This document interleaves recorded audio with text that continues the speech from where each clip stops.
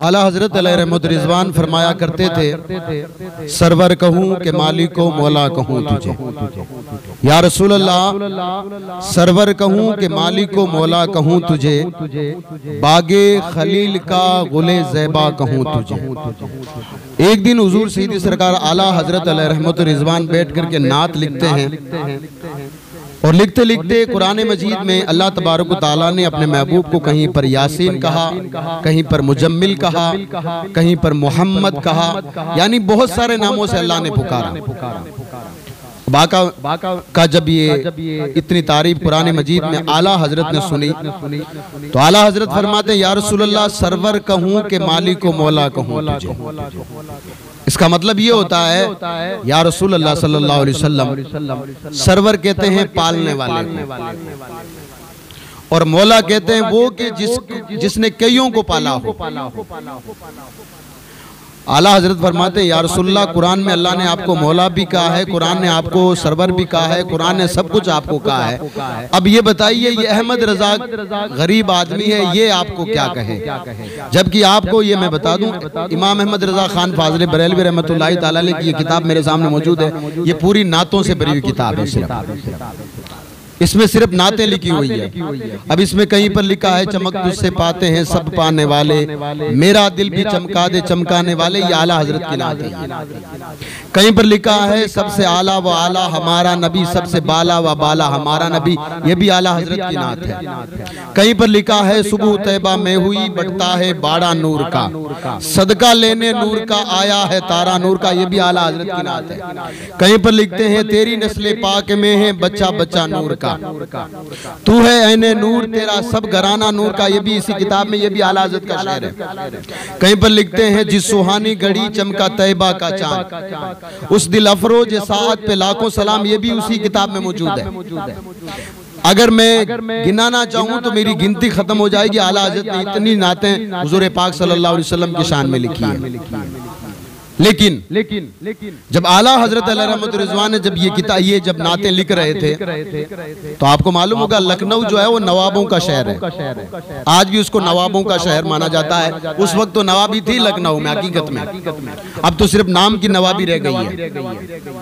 जब से मस्जिद से दूर हुए, जब से अल्लाह तबारक व तआला की जो नाफरमानी की, हुजूर की सुन्नत को छोड़ा, उनकी नवाबी भी गई, उनकी इज्जत भी गई, सब कुछ चला गया उनसे।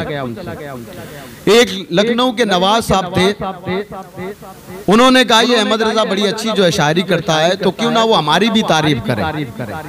बादशाह या नवाब, ये वजीर, ये तारीफ के बड़े भूखे हुआ करते थे। तो नवाब साहब ने इमाम अहमद रजा की बारगाह में अपना एक आदमी भेज दिया कि जाओ अहमद रजा से कहो हमारे लिए भी लिखो। जब हुजूर अलैहिस्सलातु वस्सलाम की तुम इतनी सारी तारीफ कर सकते हो तो फिर हमारी क्यों नहीं कर सकते? और हम आपको बहुत कुछ देंगे, हुजूर तो तुम्हें कुछ देते भी नहीं है।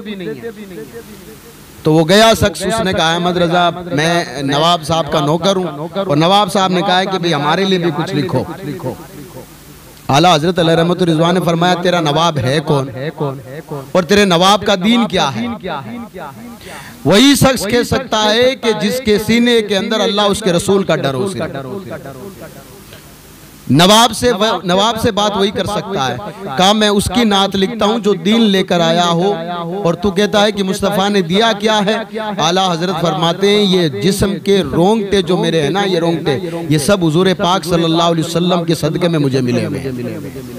वो थे आला हजरत अलैहिर्रहमत रिजवान।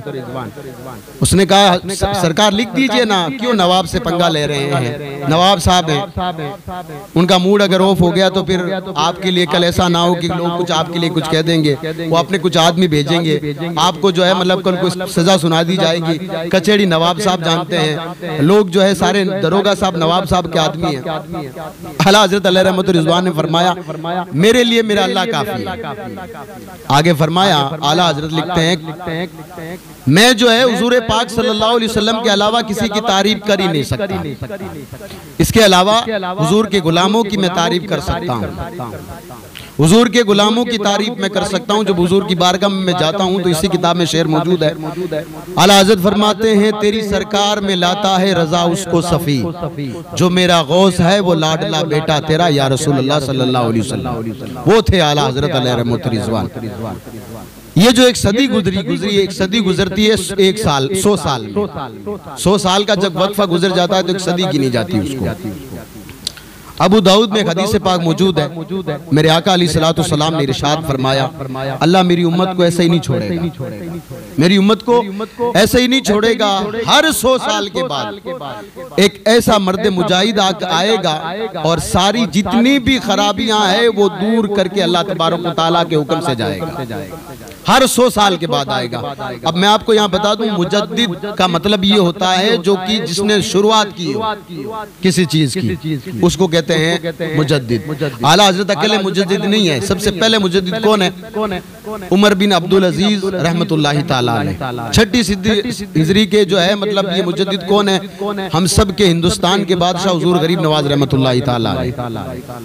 12वीं अगर हिजरी का अगर मैं किसी को अगर किताबों में अगर आप पढ़ेंगे जाकर के तो आपको हैरत होगी। 12वीं सदी का जो मुजद्दिद है वो बादशाह औरंगजेब आलमगीर अलैहि रहमतुर रिजवान थे।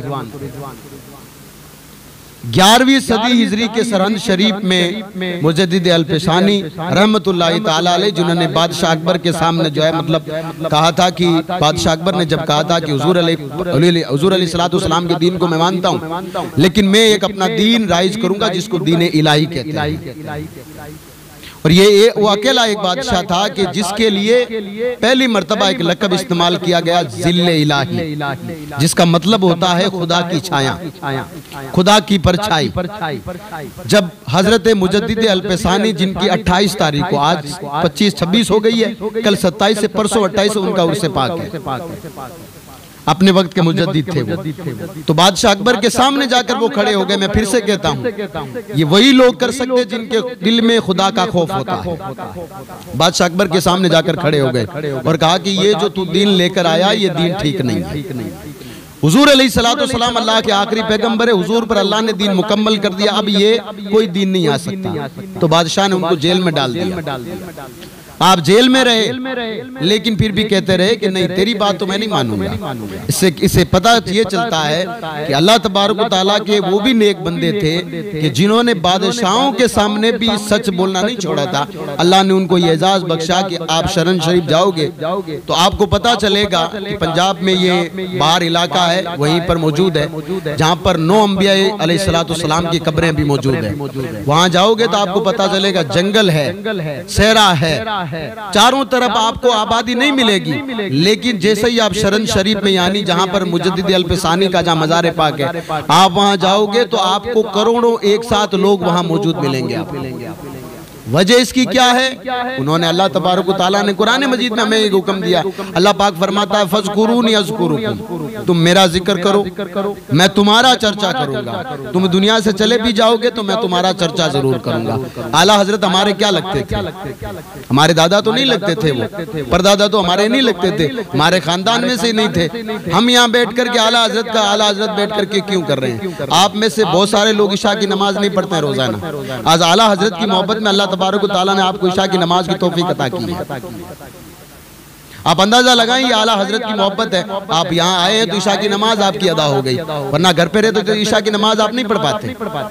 तो आला हजरत अलैहि रहमतुर रिजवान वो हैं कि जिनके वसीले से अल्लाह तबारक व तआला काम पूरे कर देता है। वो आला हजरत अलैहि रहमतुर रिजवान 1856 में बरेली शरीफ के उत्तर प्रदेश के शहर बरेली शरीफ में पैदा हुए। 4 साल की उम्र में, आप 4 साल के बच्चे को अगर आप देखोगे इधर उधर आप अपने आसपास के इलाके में, तो 4 साल का बच्चा क्या कर सकता है? ज्यादा से ज्यादा वो अपने मुंह से गाली निकाल सकता है और कुछ नहीं कर सकता। लेकिन आला हजरत अलैहि रहमतुर रिजवान की आप अगर पढ़ेंगे इस सीरत जाकर, कहते हैं कि आला हजरत अलैहि रहमतुर रिजवान अपने घर से एक दिन बाहर निकल रहे हैं। आप आला हजरत के इस 4 साल जिंदगी को, 4 साल की जिंदगी को देखें और फिर देखें कि आला हजरत ने जब बड़े हुए तो फिर कितने बड़े मुत्तकी थे। मैं फिर से कहता हूँ हजरत बनना हर किसी के बस की बात है। मुफ्ती हर कोई बन सकता है लेकिन आला हजरत हर कोई नहीं बन सकता। मुफ्ती हर कोई बन सकता है, मुफ्ती आजम हर कोई नहीं बन सकता। ये वजह है 4 साल की उम्र है, दौलत खाने से यानी अपने घर से तशरीफ ले जा रहे हैं।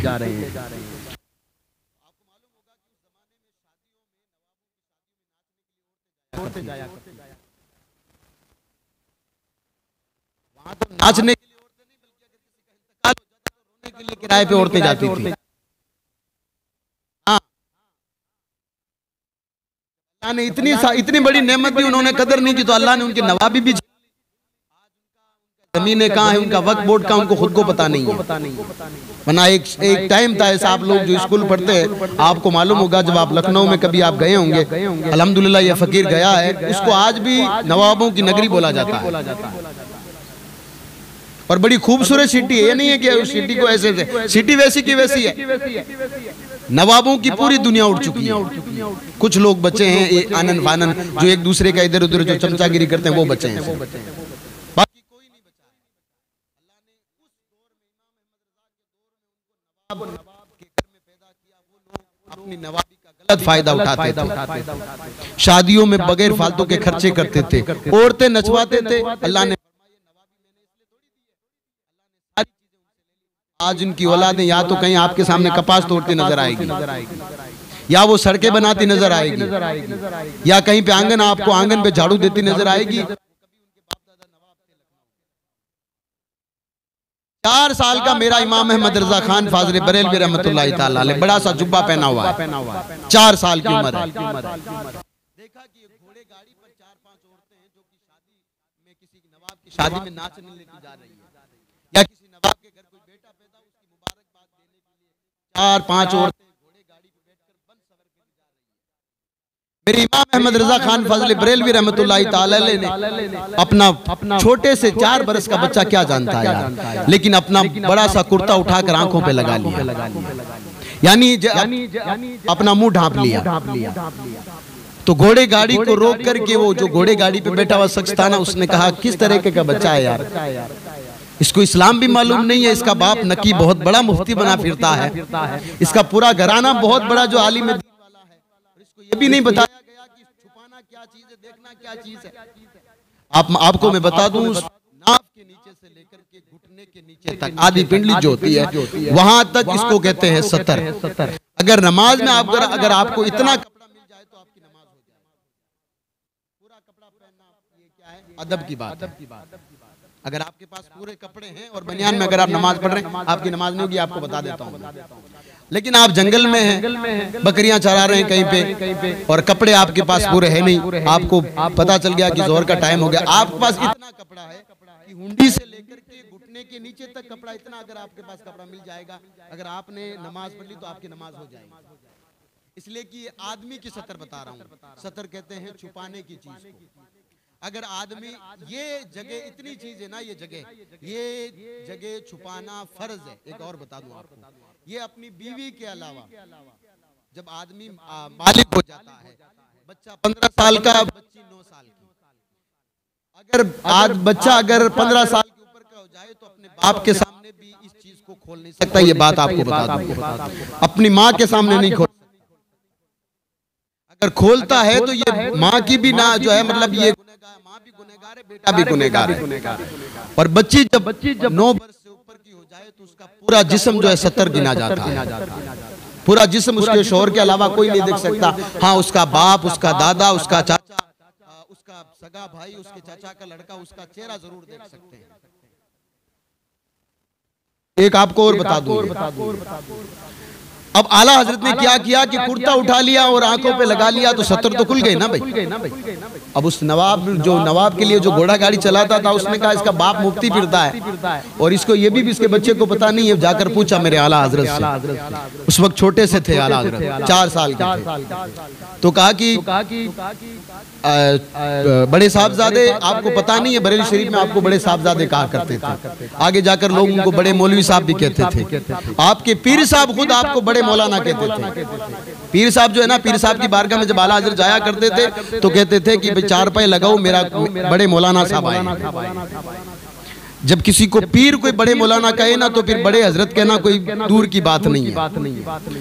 तो कहा कि बड़े साहबजादे, तुम्हारे बाप ने तुम्हें यह भी नहीं बताया कि सतर छुपाना फर्ज है, आंखें छुपाना फर्ज नहीं है। मेरे आला हजरत अलैहि रहमतुर रिजवान ने 4 साल की उम्र में उस नवाब के घोड़े चलाने वाले शख्स को सबक दिया। वो शख्स उतर करके तौबा करके आपके पैरों में जाकर गिरा। आला हजरत ने फरमाया, जानते हो गुनाह आंखों से शुरू होता है।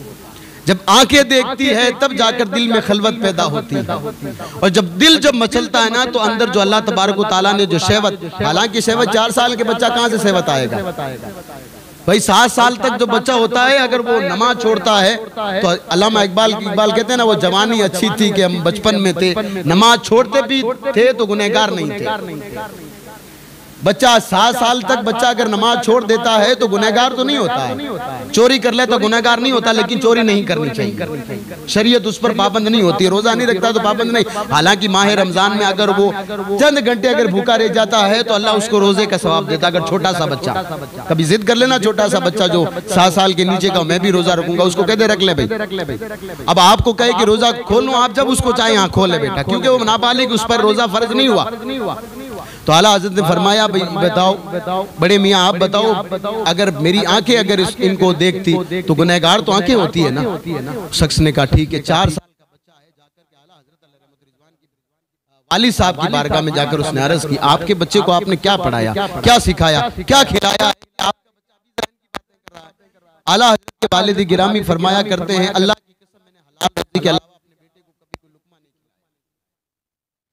खिलाया। ये थे आला हज़रत अलैहि रहमत रिज़वान के वालिद गिरामी, बहुत बड़े आलिम थे। अल्लाह तबारक व तआला ने पूरे खानदान में एक विरासत के तौर पर इल्म दिया, विरासत के तौर पर।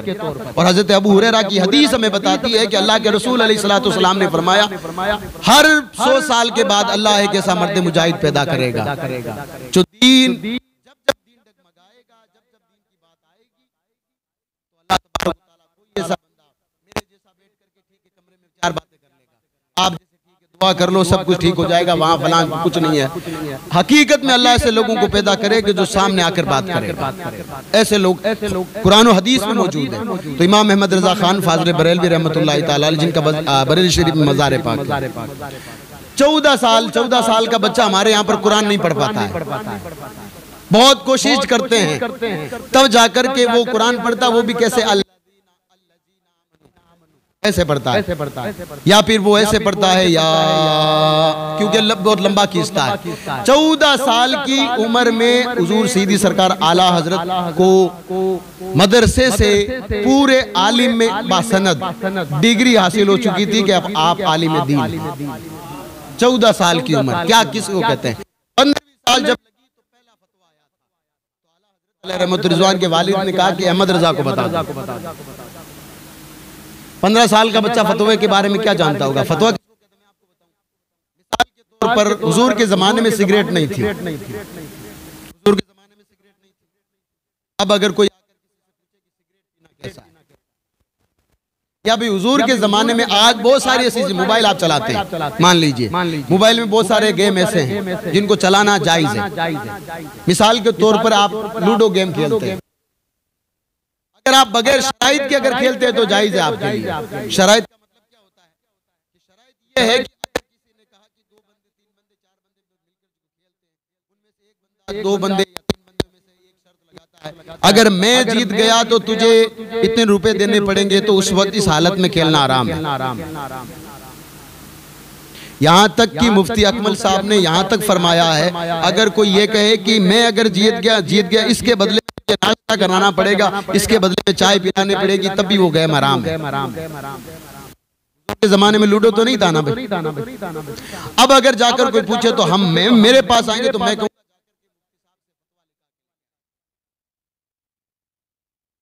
ऐसा ही कोई मसला आया था तो आला हजरत अलैहि रहमत रिज़वान की बारगाह में जब भेजा गया तो आला हजरत ने लिख करके वापिस अपने वालिद साहब को दिया। आला हजरत के वालिद साहब ने कहा, अहमद रजा बड़ा खूबसूरत जवाब दिया है। इमाम अहमद रजा खान फाज़िल बरेलवी रहमतुल्लाहि तआला ने फरमाया, ये मेरे रब का फजल है, ये मेरे रब का फजल है कि अल्लाह तबारक व तआला ने मुझे ऐसा इल्म दीन अता किया। आपके खुद उस्ताद फरमाया करते थे कि आला हजरत अलैहि रहमत रिज़वान किताब की सिर्फ 4 हिस्सा हमसे पढ़ते थे, मतलब किताब में अगर 20 पन्ने तो 4 पेज हमसे पढ़ते थे, बाकी 16 के 16 खुद पढ़ करके बच्चों को पढ़ाया करते। वो थे आला हजरत। आप सब कोई, आप में से कोई पढ़ा लिखा बंदा नहीं बेटा अरबी के व्याकरण का, मैं आपको बताऊं, आप किसी जाकर पूछना, जब मदरसे में जब हम अरबी की व्याकरण पढ़ते हैं, हिंदी की व्याकरण होती है,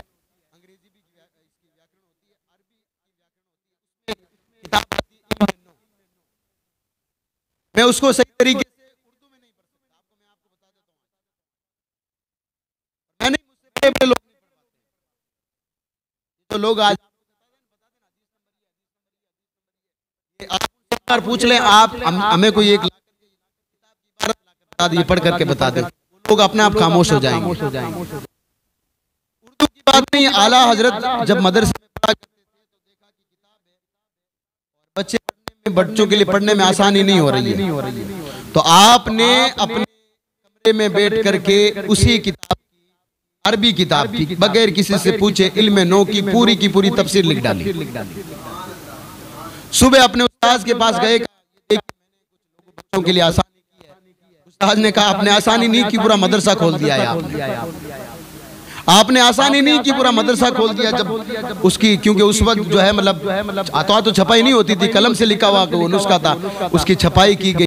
आज जहाँ किसी भी मसलक का मदरसा हो, किसी भी फिरके का मदरसा हो, इल्म नो जरूर पढ़ाई जाती है। इसका तफसीर अगर किसी ने लिखी तो वो आला हजरत अलैहि रहमतुर रिज़वान, वो आला हजरत अलैहि रहमतुर रिज़वान। जब मदीना मुनव्वरा जाते हैं, लोग कहते हैं कि हुजूर से मदद नहीं मांगनी। जा रहे थे तो मदीना मुनव्वरा जाते वो दुश्मन नहीं था। जब आला हजरत जब जा रहे थे तो कश्ती, जो पानी वाली कश्ती थी, उससे लोग हाजी लोग जाया करते थे। तो आला हजरत का जब नंबर आया, पहली मर्तबा जब जा रहे थे, तो 20 समंदर में जब गए तो फिर तूफान। आपको मालूम है कि हज के महीने जो है ना वो चेंज होते रहते हैं अंग्रेजी हिसाब से।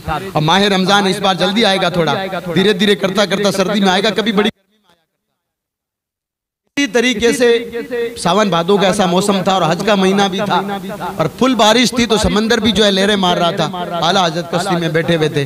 20 समंदर में जब पहुंचे तो जो चलाने वाला, कश्ती चलाने वाला था, इंजन वाली कश्ती नहीं, मल्ला वाली, वो जो चापू से जो कश्ती चलाई जाती है, वो कश्ती जब बैठ करके अंदर जा रहे थे तो मल्ला जो को कश्ती चलाने वाले ड्राइवर को उसने कहा कि भाई जो जितने भी लोग बैठे हैं सब तौबा कर लो।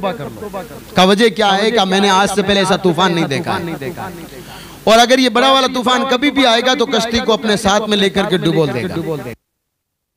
बड़ी बड़ी कश्तियां पहले भी डूब चुकी है और बड़ी बड़ी तारीख में उनका जिक्र मौजूद है।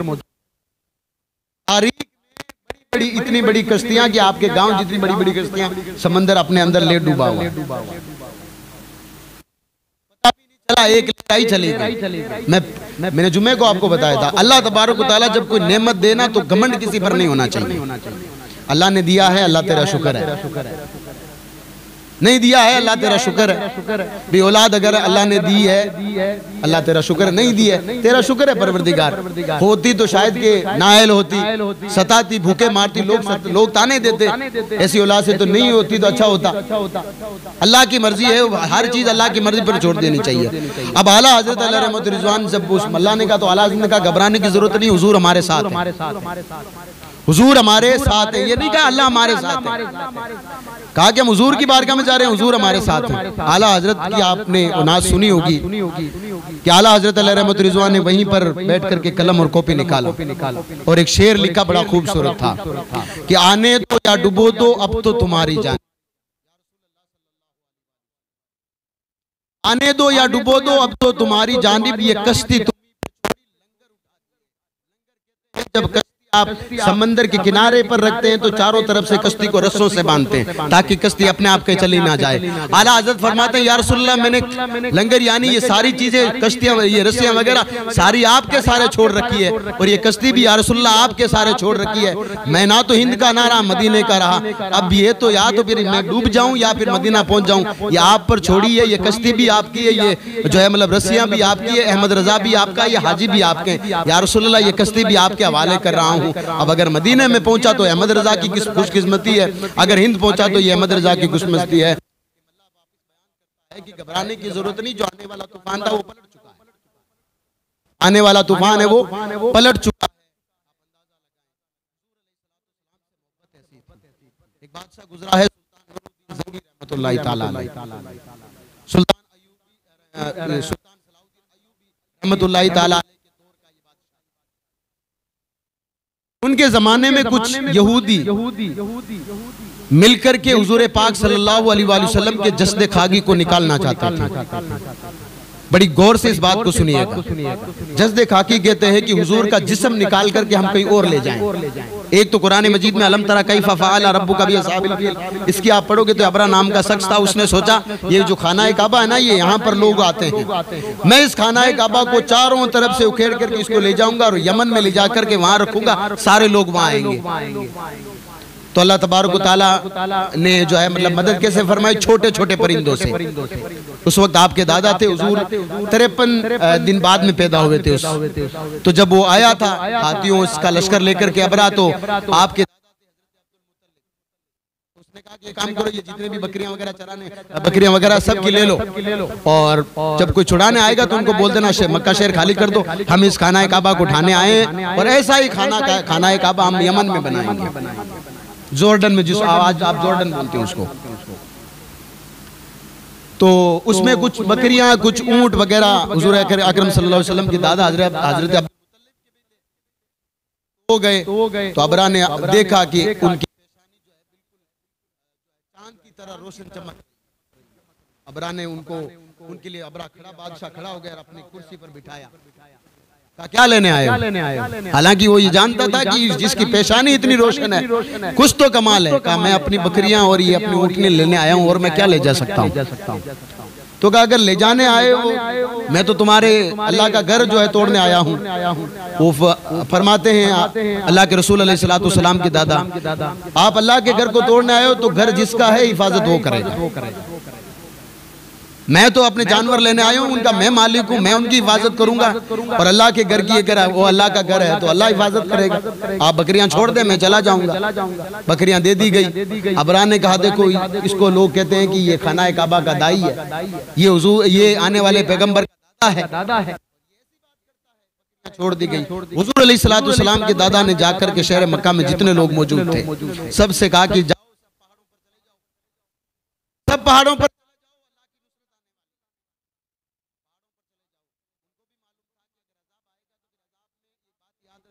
अच्छे भी मारे जाते हैं, बुरे भी मारे जाते हैं। अजाब में जब अजाब एक गांव पर जब अजाब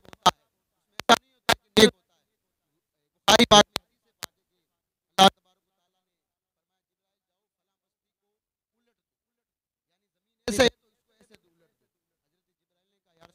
एक आदमी है जो कि हमेशा अल्लाह अल्लाह करता है, अल्लाह ने फरमाया उसकी वजह से ही पलटी जा रही है। इसलिए मैं कभी ज़कात आप दे रहे हैं आपके लिए, खुद के लिए रख रहे हैं। नमाज अगर आप पढ़ रहे हैं ना, आप अपने खुद के लिए पढ़ रहे हैं। किसी को ऐसा नहीं समझें कि मैं 5 वक्त की गुनहगार होगा, नहीं। अब हो सकता है कि आपका तकब्बुर आपको ले डूबे, अमल अल्लाह को पसंद आ गया, आपसे पहले अल्लाह को राजी कर चुका हो और हमारी आखिरत बर्बाद हो चुकी हो। तो सब जब पहाड़ों पर चले गए, हुजूर अलैहिस्सलातु वस्सलाम के दादा आए, लगा हुआ ना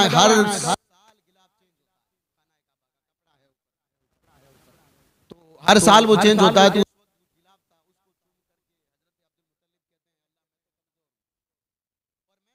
हिफाजत करने के लायक नहीं हूं।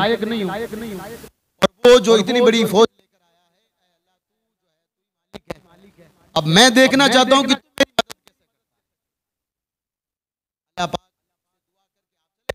सारे जानवरों को लेकर के पहाड़ों पर चले गए। लोगों से कहा कोई पहाड़ से नीचे ना आना। अबरा से एक आदमी सिपाही ने आकर कहा कि पूरा मक्का खाली कर दिया उन लोगों ने, ये हमारे लिए अच्छा मौका है कि हम लोग चलते हैं और जाकर के खाना काबा को निस्तो नाबूद कर देते हैं। मैं एक कभी कभार वक्त आदमी का साथ नहीं देता है, और कभी कभार इंसान की कुछ ऐसी कमजोरी होती है जो रब की बारगाह में रब जब नाराज होता है ना, तो फिर घर भी टूटते हैं अल्लाह के, तो इंसान भले उसका दिल दुख पाता हो और लेके आता है। वो जो टूटे हुए घर है ना, वो लोग फिर बनाते हैं। वो जो छीन लिए जाते हैं ना, फिर वो बंदा आकर के छीनता है। ये बात और बता दूं आपको, अल्लाह का घर हमेशा अल्लाह का घर रहेगा, ये बात याद रखना। अल्लाह का घर एक मर्तबा सजदा हो चुका, वो अल्लाह का घर रहेगा, ये बात याद रखें। हजारों लोग उनको नाम दूसरा दे दें, लेकिन घर जो अल्लाह का है वो अल्लाह का घर रहेगा, ये बात याद रखें। हो सकता है कि चंद वक्त के लिए लोगों के हाथ में चले जाए। जब कोई फरियादी, कोई ऐसा आला हजरत जैसा कोई दीवाना जब पेड़ के नीचे बैठकर अल्लाह की बारगाह में दुआ करेगा ना, परवरदिगार ये तो तेरा घर है और लोग सरेआम तेरे घर की जो है मतलब बेहुरमती कर रहे हैं, अल्लाह किसी सलाउद्दीन, अल्लाह किसी अर्तुरुल गाजी जैसे शख्स को भेजेगा, अल्लाह किसी उस्मान जैसे शख्स को भेजेगा, अल्लाह जी किसी उमर जैसे शख्स को भेजेगा। तो फिर वो जो लोग पहले जिसको लोगों से वो लेकर के उनकी इबादत गाहों को लेकर के उसमें भी अल्लाह के सजदे करवाता है। लेकिन अल्लाह तबारक व तआला वक्त भी देखता है, लोगों की नीयत भी देखता है। ये बात बता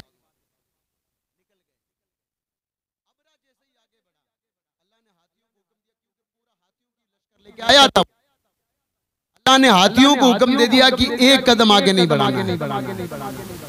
अब वो जानवर थे अल्लाह का हुक्म मानने वाले।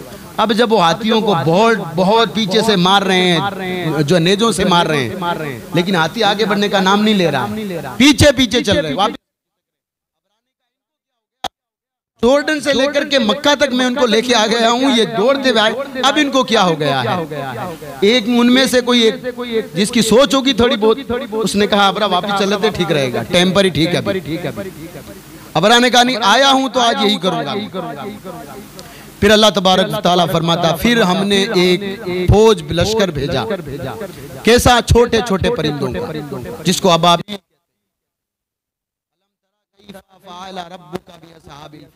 महबूब क्या आपने नहीं देखा उन हाथी वालों का हाल जो हमने किया था? किन की वजह से? छोटे छोटे जानवरों की वजह से। अब उन जानवरों के अल्लाह पाक फरमाता है कि उनकी चोंच में हमने एक छोटा सा कंकर दिया, एक कंकर उनके एक पांव में दिया, हर परिंदा 3 कंकर लेके आया और हर कंकर पे नाम लिखा हुआ था। अब जैसे ही उधर से लश्कर आए तो एक सूरज उसके जो है मतलब उसके पीछे छुप गया, मानो एक जैसे अंधेरा पड़ गया और बारिश जो है मतलब बादल आ गया। लोगों ने अबरा से कहा बारिश आने वाली है।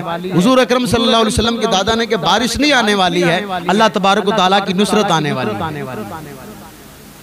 और जैसे जैसे वो परिंदे कंकर मारते, अब वो कंकर देखे परिंदा ऊपर से, आप मुझ पर एक कंकर मारो, कंकर मेरे माथे पर लग जाएगा, थोड़ा सा खून आएगा और क्या होगा, कुछ नहीं हो सकता ना।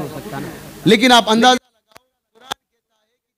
वो कंकर गिरता ना, जो छाती पे बैठा था उसके सर पे वो कंकर गिरता,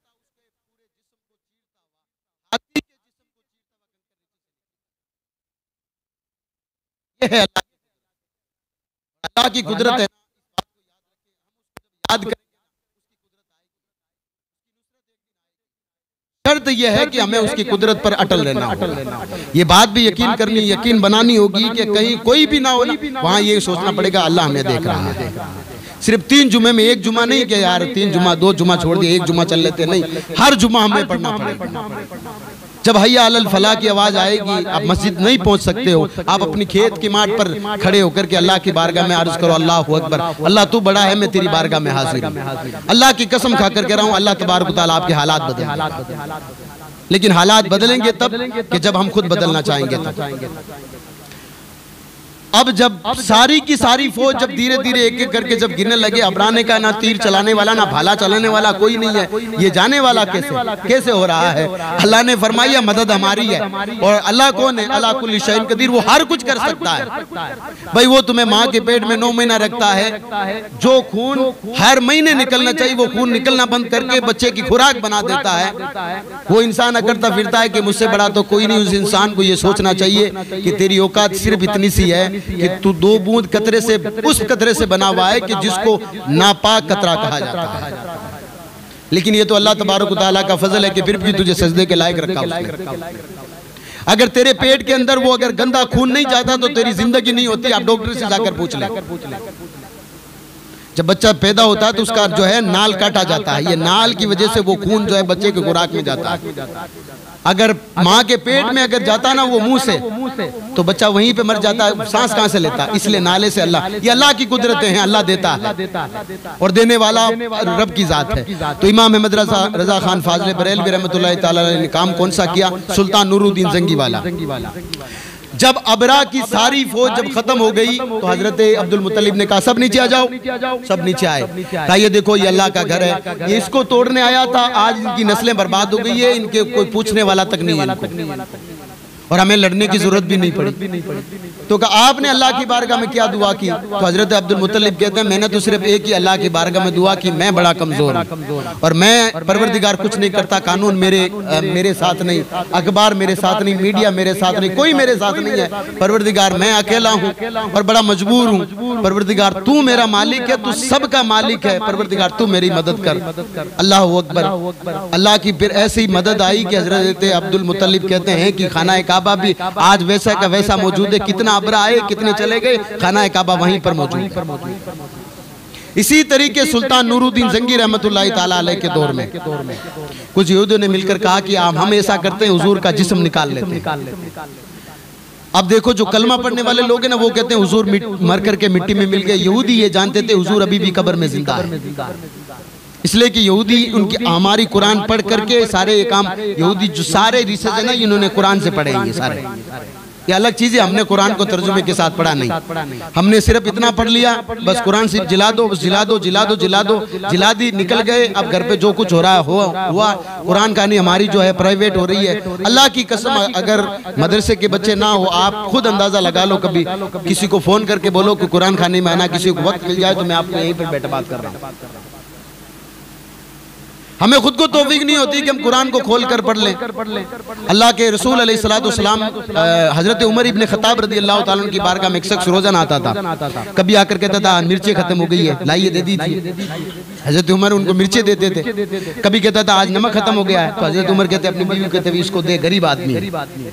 एक दिन आया घर में पानी खत्म हो गया है, पानी दीजिए। हजरत उमर ने कहा दे दो, पानी दे दो। धीरे धीरे वो एक दिन सब कुछ कपड़ा खत्म हो गया। एक दिन हजरत उमर एक दिन गुस्से में थे बैठे, कहा तू रोजाना हजरत उमर से मांगता, जाकर कुरान से क्यों नहीं मांगता? जा कुरान पढ़, अल्लाह तबारक तआला सब कुछ अता करेगा। अब हजरत उमर का जमाना था, हजरत उमर की जबान से निकलना था ये जुमला। वो शख्स चला गया और कुरान पढ़ने लगा। कई दिनों के बाद बाजार में वो शख्स मिला जिसके जो है मतलब अच्छा लिबास पहना हुआ था और एक दुकान जिसकी लगी हुई थी और कीमती चीजें बेच रहा बेटा,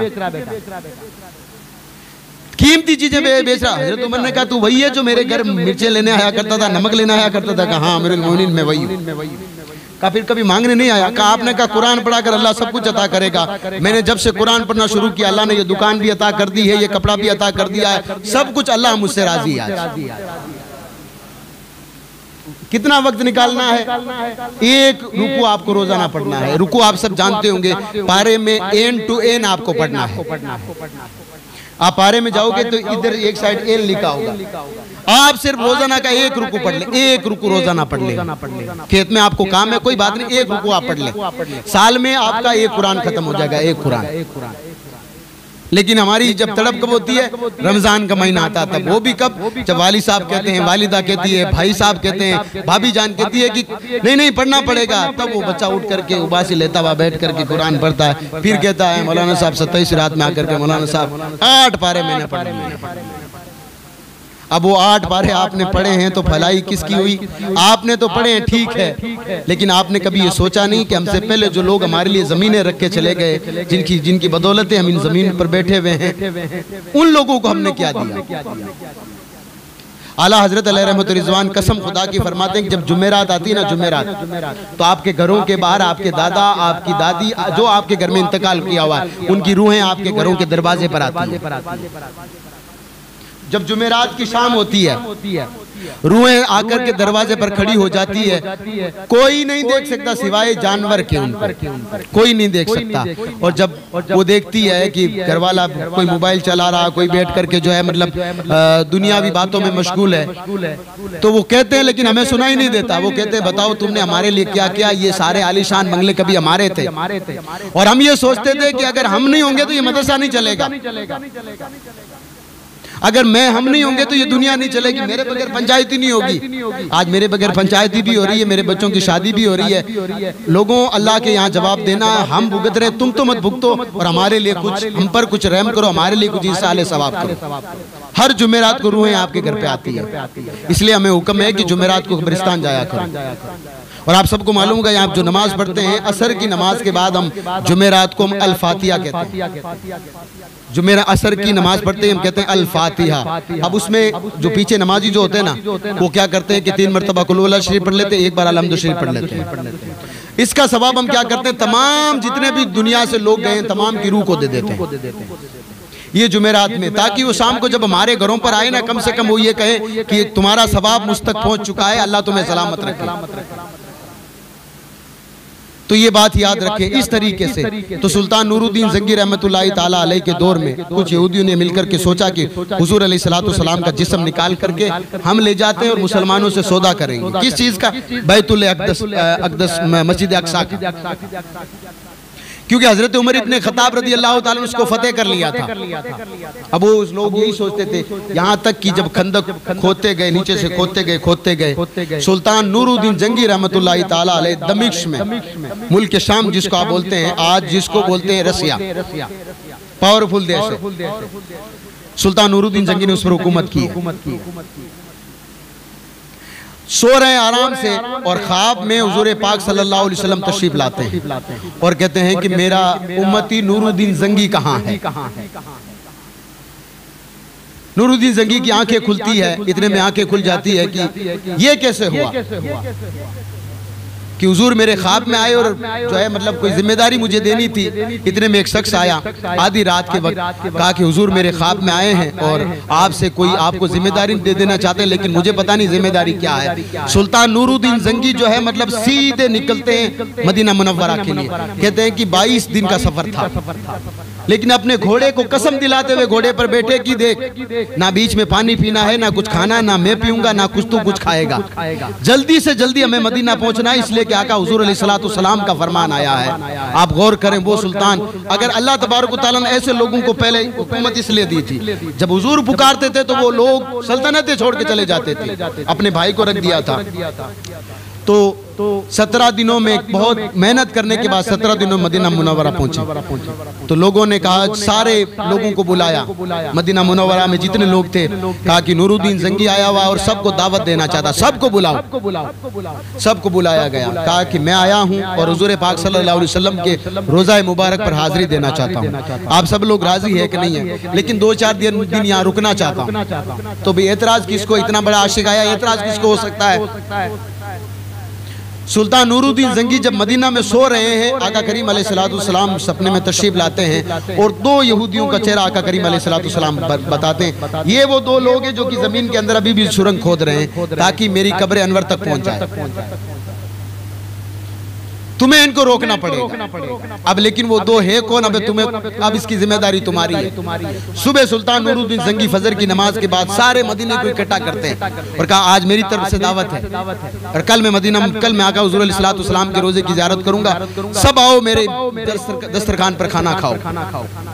जो तुर्कों का जो रिवाज था ना, वो दस्तरखान लगता था, चारों तरफ लोग बैठते थे, बीच में उनका सरदार बैठता था और फिर वो पहले खिताब करता था। तो कहा सारे लोग आ गए, कहा गए, एक एक के चेहरे को देखा, लेकिन वो 2 लोग मौजूद नहीं। कहा कि आका हुजूर अलैहिस्सलाम ने बताया 2 लोग मौजूद तो थे लेकिन इनमें नहीं है। तो हाकिम वक्त, उस वक्त का जो कलेक्टर था मदीना का, उसको बुलाया, कहा भाई सारे लोग आ गए हैं कि कोई बाकी है। उसने कहा सारे लोग आ गए, जो मदीना के लोग थे वो तो आ गए, लेकिन 2 कोई मुसाफिर हैं, वो बाहर झोपड़ी में रहते हैं, दिन भर इबादत करते, रात में जो है मतलब वो ये मुसलमानों की कब्र है, वहाँ जो है मतलब कब्रों को पानी पिलाते हैं। सुल्तान नूरुद्दीन जंगी ने कहा उन्हीं को बुलाया गया। तो वही दोनों चेहरे थे जिनको आका अलैहिस्सलाम ने ख्वाब में बताया था। तो कहा तुम कहाँ रहते हो, कहा हमारी एक झोपड़ी है। झोपड़ी पे ले जाया गया, तो जो झोपड़ी के ऊपर से चटाई हटाई गई तो नीचे सुरंग थी। सुल्तान नूरुद्दीन जंगी ने अपने एक सिपाही को भेजा कि जाओ ये देखो कि सुरंग कहाँ जा रही है। वापिस आया, उसने कहा या रसूलुल्लाह सल्लल्लाहु अलैहि वसल्लम, आका हुजूर अलैहिस्सलाम के कब्र अनवर तक ये पहुंचने वाले थे। बहुत कोशिश करने के बाद उन्होंने कहा कि हमारे आका ने, हमारे जो है मतलब बड़े लोगों ने, यहूदियों ने कहा, हमारे बड़े लोगों ने, पादरियों ने कहा है कि जो मुसलमानों की जो पैगंबर उनकी जो है वो क्या जस्द खाकी को, जिस्म मुबारक को ले आओ ताकि हम उनके बदले में उनसे सौदा करें। सुल्तान नूरुद्दीन जंगी ने कहा इनकी सजा यही वही होगी जो रसूल पाक सल्लल्लाहु अलैहि वसल्लम के गद्दार की होती है। हाँ, लेकिन अब इनसे बड़े इनको पकड़ना पड़ेगा। इसलिए सुल्तान नूरुद्दीन जंगी रहमतुल्लाह ताला ने आज भी मौजूद है मदीना मुनव्वरा में, जहाँ हुजूर अलैहिस्सलातु वस्सलाम का, अब आप में से जितने लोग हाजी, आप चाहे वीआईपी हैं चाहे कोई भी है, आज कोई भी हुजूर के रोज़े मुबारक के अंदर जा नहीं सकता है। इसकी वजह आपको बता देता हूँ। आज वजह यह है कि चारों तरफ सुल्तान नूरुद्दीन जंगी ने कहा खंदक खुदा हो, चारों तरफ हुजूर के रोजा के चारों तरफ। कितनी खुदानी, जब तक कि जमीन के अंदर से पानी निकलना है। अब वो वहां पर सहरा है, पथरीली जमीन है, का इतनी खोदो, क्योंकि पानी तो वहां है नहीं। क्या निकलता वहां पर? पानी तो वहां नहीं निकलता। क्या निकलता है वहां पर? वहां पर तो जो है मतलब वो तरल पदार्थ निकलता है, तेल निकलता है वहां पर। तो जब तक वो तेल नहीं निकला गया तब तक जमीन को चारों तरफ से खोदा गया। फिर सुल्तान नूरुद्दीन जंगी ने कहा सारी दुनिया से कहाँ शीशे बनते हैं, शीशे लाओ। शीशों को पिघला कर पूरी जितनी चारों तरफ खंदक थी उसमें डाल दिया। कहा आज के बाद कोई उस खंदक को खोद नहीं सकता और ना ही कोई हुजूर के रोजे के अनवर के दरवाजे के अंदर जा सकता है। तो आला हजरत ने भी काम कौन सा किया था? नूरुद्दीन जंगी वाला, कि आला हजरत अलैहि रहमतुर रिजवान उस दौर में आए थे कि जिस दौर में लोग थे कलमा पढ़ने वाले, लेकिन कहते थे हुजूर को इल्म गैब नहीं है। इल्म गैब का मतलब ये है कि आने वाले वक्त की हुजूर को खबर नहीं है, हुजूर को दीवार के पीछे का इल्म नहीं है। कोई कहता था कि हुजूर अलैहिस्सलातु वस्सलाम, हुजूर को अल्लाह ने कोई खासियत नहीं दी, हुजूर सिर्फ ऐसे हैं जैसे कि हमारे बड़े भाई हैं। भाई बड़े भाई की इज्जत करते हैं जैसे हम हुजूर की करते हैं। ऐसे जब लोग आए तो आला हजरत ने अपनी किताब उठाई और किताब लिखी फतवाए रिजिया शरीफ। आप जब हर लोगों के खिलाफ फतवा दे दिए तो गए हज करने के लिए, तो वहाँ के लोगों का आलिमों को जाकर शिकायत करने लोग, कहा ये देखो ये वहाँ जो है हिंदुस्तान में, क्योंकि उस वक्त पूरा भारत था, कहा ये लोगों के खिलाफ फतवे देता, मुसलमानों के खिलाफ फतवे देता है। आला हजरत से लोगों ने, वहाँ के अरबों ने कहा कि आप किताब लिखो कि आपने उनके फतवा क्यों दिया। आला हजरत ने 5 लोगों के खिलाफ फतवा दिया था। आपने 8 घंटे के अंदर बुखार का हालत थी, बुखार था, किताब वगैरह कोई पास में नहीं। अब वहाँ की हुकूमत है, कहा गिरफ्तार कर लिया जाएगा, वरना जवाब तो देना पड़ेगा, आपने फतवा दिया है। आला हजरत ने 8 घंटे के अंदर एक किताब लिखी थी जिसका नाम है हिसामुल हरमैन। हिसामुल हरमैन 8 घंटे के अंदर किताब तैयार करके अरबों के सामने रख दी। अरब वाले भी हैरान रह गए कि ये अरबी आई इतनी कहां से इसके पास। का ये रहा मेरा जवाब, ये रही दलील, ये रहा सबूत। आला हजरत की जब ये किताब पढ़ी तो अरब कहने लगे हाँ वाकई आला हजरत। आला हजरत को ऐसे आला हजरत नहीं हुए। आला हजरत अलैहि रहमतुर रिजवान जब इस दुनिया से जाने लगे ना, तो मुल्क के शाम में एक बहुत बड़े बुजुर्ग थे, उन्होंने नबी करीम सल्लल्लाहु अलैहि वसल्लम को ख्वाब में देखा। आला हजरत का जब आखिरी वक्त था, और आप तकवे के एतबार से आला हजरत को देखें। आपके दुनिया से जाने से पहले आप जो है 62 साल के 63 साल की उम्र में आपने इंतकाल फरमाया। 63 साल की उम्र में 62 साल की उम्र हो गई, बुढ़ापा हो गया। बुढ़ापे की उम्र में आपको मालूम होगा कि रोजा बहुत मुश्किल से होता है, और गर्मी का दिन था तो गर्मी रोजे नहीं रहते थे। तो आला हजरत अलैहि रहमतुर रिजवान ने किताब देखी तो कहा कि जहां तक हो सके रोजा छोड़ा नहीं जाए। लेकिन आला हजरत ने फरमाया मैं तो बूढ़ा हूं, मैं क्या करूं, प्यास लग जाती है, बीमारी भी है। आला हजरत अलैहि रहमतुर रिजवान ने पढ़ा कि अगर आप ताकत है आपकी कि आप ठंडी जगह जाकर रोजा रख सकते तो रख लें। आला हजरत बरेली शरीफ से मनाली गए। मनाली बड़ा ठंडा शहर है।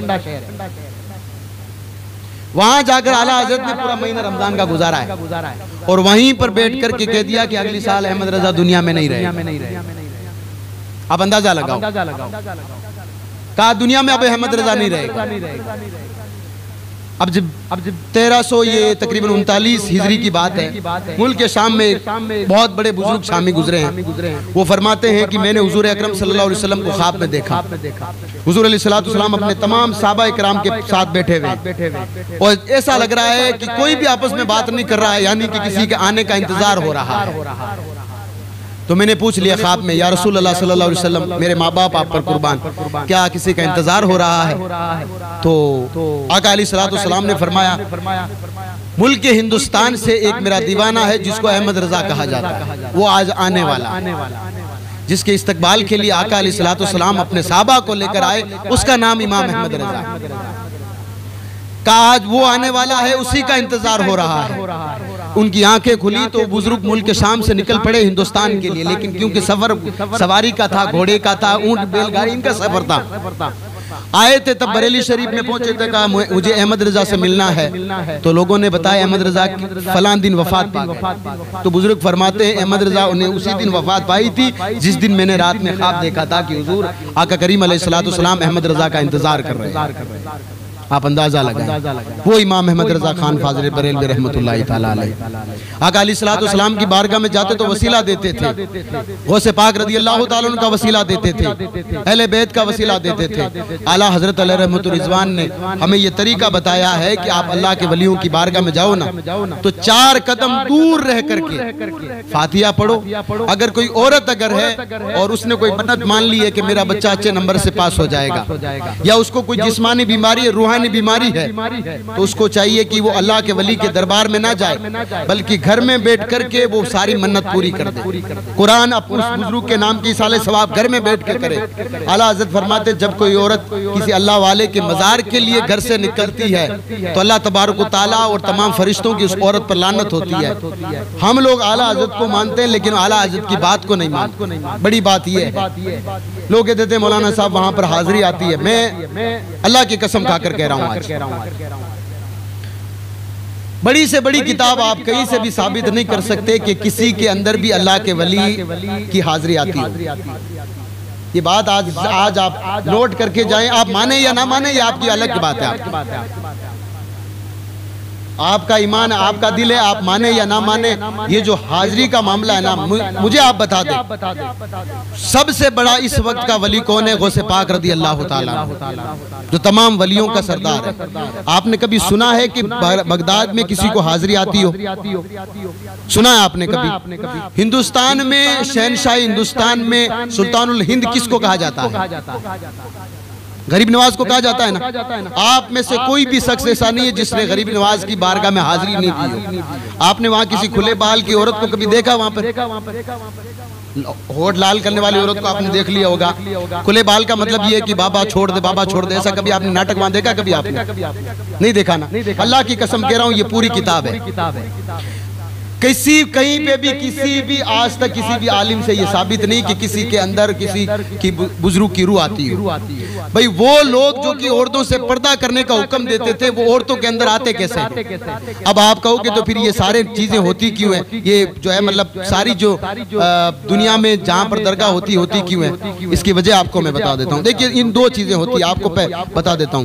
नंबर 1 पे तो सबसे पहले तो यह है कि कुछ मुजाविर जो दरगाहों पर होते हैं, ये जरूरी नहीं है कि आज जो मुजाविर होगा वो गलत करके बैठा, नहीं। शुरुआत में कोई एक ऐसा मुजाविर आया होगा कि जिसने उस जमीन पर कुछ ऐसा काम किया होगा कि जिसकी वजह से वहां पर आने वाली। और नंबर 2 पे शयातीन और जिन्नात, ज्यादातर आप जब ये सा मसला देखते हैं ज्यादातर इन लोगों का होता है। और सिर्फ आज शैतान ये चाहता है कि इंसान का ईमान खत्म कैसे हो। एक जिन्नात आकर किसी औरत के अंदर आकर कहता है कि मैं फला वो हूँ, फला हूँ, फला वो हूँ, फला वो हूँ। बंदा ये सोच लेता है इसके अंदर फला पीर बाबा की जो रूह आई है। इसका मतलब ये है कि लोग ये सोच लेते हैं कि अब ये जो औरत कहेगी वही होगी। किसी ने हाजिरी वाली ने आपको कभी कहा है कि आप नमाज पढ़ो? अल्लाह का कुरान कहता है कि जो नमाज जानबूझ के छोड़ेगा जहन्नुम के दरवाजे पर उसका नाम लिख दिया जाता है। हाजिरी वाली ने कभी आपको ये कहा है कि माह रमजान में रोजे रखो? नहीं कहा है आपको कभी भी। हाजिरी वाली आपको कहेगी आप दिया जलाओ, हाजिरी वाली आपको कहेगी आप अगरबत्ती लगाओ, हाजिरी वाली आपको कहेगी कि आप जो है मतलब तावीजात बनाओ। मैं कसम खुदा की खाकर कह रहा हूँ एक भी बात का मुनकिर नहीं हूँ। आपको एक वजीफा बता रहा हूँ आज कि हर बीमारी का इलाज है, लेकिन इसको रोजाना कीजिए। देखिए आप अगर किसी तावीज अगर आपसे करवाते तो किसी ऐसे आलिम दीन से करवाइए जो हकीकत में परहेजगार, और हकीकत में जो परहेजगार होगा ना वो कोई उसका हदिया वगैरह नहीं लेगा। और बता दूं आपको, हुजूर मुफ्ती आजम राजस्थान एक तावीज, हुजूर मुफ्ती आजम हिंद जो आला हजरत के बेटे हैं, बड़े बेटे, उनके तावीज आज भी बरेली शरीफ में मिलते हैं। दुकान पर चले जाओ एक भी पैसा आपसे नहीं लेते हैं वो लोग, इसलिए कि हुजूर मुफ्ती आजम राजस्थान ने कहा इसका कोई पैसा नहीं है। अगर किसी औरत की जो है मतलब बच्चे अगर कमजोर होते हैं पेट में और गिरने का डर हो तो वो ला करके हुजूर मुफ्ती आजम हिंद का आप वो तावीज ला करके औरत के गले में बांध दें। इंशाअल्लाह तबारक तआला ये वही तावीज है जो औरतों को गले में बांधने का हुक्म दिया जाता है, बच्चा होने के बाद में कमर पे बांधने का हुक्म दिया जाता है। लेकिन क्योंकि हमारे यहाँ पर हमें सिर्फ दीन इतना बताया गया, मगरिब की वक्त अगरबत्ती कर देनी है, नमाज गई तो गई। जुमेरात आए तो लोबान कर देना है। जुमेरात के घर पे जो रूहें आती है उसका कोई कॉन्सेप्ट आपकी नजर में नहीं है। जुम्मा आए तो नहा लेना ये जरूरी है। वो किसी वो कहते हैं ना कि जो जुम्मा छोड़ के शनिचर को नहाए उसका मेल कभी ना जाए। ये कौन सी बात हो गई? इस्लाम तो ये कहता है जब नापाक होते तब आपको नहाने की जरूरत है। अगर आप फिर अगर महीना पर अगर आप नापाक नहीं होते नहीं नहाते हो तो आप पर कोई जरूरी नहीं है। लेकिन साफ सफाई आधा ईमान है, ये बात याद रखें। हाजिरी का जो कॉन्सेप्ट है ना, ये है एक जिन्नात की तरफ से। इसकी भी वजाहत कर दूंगा। इसकी वजाहत ये है कि जब आका करीम अलैहिस्सलाम तशरीफ नहीं लाए थे, उस वक्त कुछ जिन्नात जब मतलब जाते थे, और जो फरिश्तों के बीच में जो बातें होती थी, फरिश्तों को अल्लाह तबारक व तआला ने गैब का इल्म दिया है। बात आपको बता दूं, तो वो जो आधे से ज्यादा जिन्नात है ना, उनकी कोई एक बात सुन लेते थे और उसकी 100 बातें बनाकर, बुखारी में कसम खुदा की हदीस है, 100 बात लाकर के जमीन पे बनाते थे वो। और अपने काहिनों को काहिन कहते हैं जिसके बस में जिन्नात होता है, उसको बात बताते थे कि ये काम होगा। भाई मिसाल के तौर पर इस बार अकाल पड़ेगा या नहीं पड़ेगा, सामने जो कैलेंडर लगा हुआ ना, उस कैलेंडर के नीचे आप जाकर 1 महीने का पूरा राशिफल लिखा हुआ, इस महीने में क्या होगा, क्या नहीं होगा, क्या नहीं होगा। आज तक तो मुझे ऐसा नहीं लगा कि इस कैलेंडर में जो लिखा है वो एक भी कोई चीज अच्छी हुई है, एक भी चीज अच्छी नहीं हुई है। नीचे आप उसके नीचे लिखा हुआ है, अगर आपकी घर की दशा खराब है, मियाँ बीवी में झगड़े हो रहे हैं, बच्चे आपके नाफरमान हैं, तो हमसे कांटेक्ट करके इलाज करवाएं। यानी कि ये सारी चीजें क्या है, एक एड है जो दीन इस्लाम के नाम पर, क्योंकि सारी चीजें बताने के बाद कह रहे हैं पूरे महीने की बात, अब एक आध उसमें बात में तुक्का लग भी जाएगा। मान लीजिए अगर मुख्तार भाई कल कह देते हैं, मुख्तार मेरा हाथ देकर कह देते हैं कि कल आपको 500 रुपए मिलेंगे, और मैं किसी मिलाद में जाऊं और मुझे कोई 500 का नजराना दे दे, तो जरूरी तो नहीं है कि मैं इनको पीर साहब मान के बैठ जाऊं। आला हजरत अलैहि रहमत रिजवान इतने बड़े हैं, उन्होंने कोई भी ऐसी किताब नहीं लिखी कि ये हाजिरी वगैरह। आला हजरत से पूछा गया सवाल कि अगर कोई औरत कब्रिस्तान जो है मतलब ये अल्लाह के वली की बारगाह में जाती है तो फिर क्या हुक्म है? आला हजरत फरमाते ये ना पूछो कि क्या हुक्म है, बल्कि ये पूछो कि उस पर लानत कितनी होती है। अब आप ये बताइए औरत जाती क्यों है वहां पर? सवाब के लिए या फिर लानत के लिए? सवाब के लिए जाती है ना भाई। तो आप जब सवाब के बदले लानत लेने जा रहे हो, इससे अच्छा तरीका क्या है? अगर आपने कोई मन्नत मान लीजिए हमारे यहाँ पर करीब बाकरामत लोग कराए, आपको बता देता हूँ, बाबा बदरुद्दीन शाह रहमतुल्लाह तआला बाकरामत शख्सियत है ये, और इनकी करामत अल्लाह की कसम मैंने अपने आंखों से देख रखी है, झूठ नहीं बोल रहा हूँ। आज से तकरीबन 8 साल पहले की बात है, मैंने आपके सामने इस बात का जिक्र भी किया होगा। मरहूम मोहम्मद रफी की दुनिया में नहीं है, चले गए, अल्लाह तबारक तआला उनको जन्नत नसीब करे। लुकमान जी के बड़े बेटे, ये जो हम ऊपर बैठे हुए थे, तो यूं ही बैठ करके ख्याल आया कि नबी करीम सल्लल्लाहु अलैहि वसल्लम का जुलूस रूण में भी निकलता है, मुंडवा में निकलता है, खजवाना वगैरह उस वक्त नहीं निकलता था, हमारे यहाँ भी निकलना चाहिए। और आपको हमारे यहाँ के लोगों को मालूम है, आप मिलाद के नाम पे आप सारी चीजों में खर्चे पे नाम पे पैसे सब दे सकते हैं, वो मिलाद के नाम पे आप मांग लो या मदरसे के नाम पे मांग लो, तो हिसाब पहले मांगते हैं ये लोग। अगर आप हिसाब किताब आप है तो आप मांगे, मैं कोई भी इस बात को मत मानिएगा कि मैं सिर्फ इतना कह रहा हूँ, अल्लाह तबारक व तआला के नाम पे अगर कोई मांगे ना तो फिर जितना हो सके उतना दे दें आप, छोड़ दीजिए इस बात को कि आगे होगा क्या नहीं होगा, करने दो। तो यहाँ पर हम बैठ के सोचने लगे भी करना क्या है, तो कहा कि मिलाद तो हम करवा लेंगे लेकिन खाने के बगैर कोई आएगा नहीं, जुलूस के लिए भी कुछ करना है, झंडे भी लाने हैं, लाइटें वगैरह, पहला जलसा था हमारा, और आप सब उस वक्त गवाह हैं बैठ करके। ना उस पहले जलसे जैसी खीर बनी आज तक, ना उस जैसा कोई जलसा हुआ है, हालांकि जलसा हर साल होता है, इंशाअल्लाह तबारक तआला आपकी बार भी होगा। तो यहाँ पर बैठे हुए थे तो मुश्ताक भाई जो है कुचरा में रहते, अल्लाह उनको सलामत रखे, यहाँ बैठ करके ऐसी बात हुई कि 100 रुपए सबसे लेंगे, लेकिन अल्लाह की मर्जी ये हुई कि 100 रुपए देने से सबने इनकार कर दिया। जो अच्छे भले थे अल्लाह उनकी बारगाह, अल्लाह अपनी बारगाह में कबूल करे, जो अच्छे लोग थे उन्होंने देने। कुछ लोगों ने एतराज किया कि ये क्या नया आप काम शुरू कर रहे हो, वो हो जाएगा वो हो जाएगा, लोगों ने नहीं दिए। हम गए जाते वक्त दरगाह पर रुके और वहाँ पर 2-4 आदमी बैठे हुए थे। अल्लाह की कसम मैं मदरसे में बैठ करके बात कर रहा हूँ। मैंने वहाँ पर सिर्फ इतनी सी दुआ की थी, अल्लाह पाक हम ये काम शुरू कर रहे हैं तेरे इस नेक बंदे के वसीले से, हमारे इस काम को तू पाए तकमील तक पहुँचा दे। अल्लाह की कसम खा कर कह रहा हूँ, वो पहला था, हमने रात में खाना भी बनाया था। 100 रुपए सबसे, 100 रुपए पूरे किसी ने दिए नहीं थे। रात में हमने खाना बनाया था, सुबह 35 लीटर की खीर बनी थी उस वक्त। आज 40 लीटर हमसे बहुत मुश्किल से आता है। एक और बता दूं आपको, कोई 1500 देता है, कोई 1000 रुपए देता है, अपनी मर्जी से देता है, 1100 रुपए देता है। 35 लीटर उस वक्त खीर बनी थी और शाम को मजेदार खाना बना था, रात में जलसा हुआ था और उस वक्त हमने जुलूस निकाला था। हमारे पास जो है मुख्तार भाई का साउंड भी था। अब तो साउंड हमारे पास है, सब कुछ अब तो अल्हम्दुलिल्लाह हमारे घर का होता है। इतना अच्छा हुआ था कि जो जिन लोगों ने पैसे नहीं दिए थे ना, वो जलसा निकालने के बाद हम जहाँ यहाँ हिसाब कर रहे थे, मोहब्बत अली भाई वगैरह सब थे, वो लोग आकर हमें पैसा देने लगे। क्या यार मौलाना साहब, पहले हमें पता होता ना तो हम पैसे, पहले आप ज्यादा पैसे मांग लेते, ठीक रहता। अगली बार जैसे ही ईद मिलादुन नबी आता है तो फिर लोग कह देते हैं मौलाना साहब आप कर लो, अभी कम पड़े तो हमसे मांग लेना। ये करामत है बाबा बदरुद्दीन शाह रहमतुल्लाह ताला अलैह। और मैंने उन लोगों से ये बात कही थी, आप अभी भी किसी भी, हसन अली भी था मौजूद, किसी से पूछ लेना। मैंने कहा अगर जुलूस अगर निकलेगा तो ढाणी डपानी कहीं नहीं जाएगा। रूट को उधर का था, ढाणी डपानी कहीं रूट नहीं जाएगा। अगर जाएगा तो एक चादर लेंगे इंशाल्लाह तबारक ताला, जाएंगे दरगाह की तरफ। और 8 साल हो गई, आप अपनी आंखों से देखते हैं। मेरे हिसाब से जिसमें 20-25 घर हो, ऐसा जुलूस आपने नहीं देखा होगा। ये करामत किसकी है? हम मोहब्बत करने वाले आला हजरत से। आला हजरत ने हमें सिखाया है कि बाबा बदरुद्दीन से मोहब्बत करनी है। ये बंदा अल्लाह वाला है, बा करामत वली है।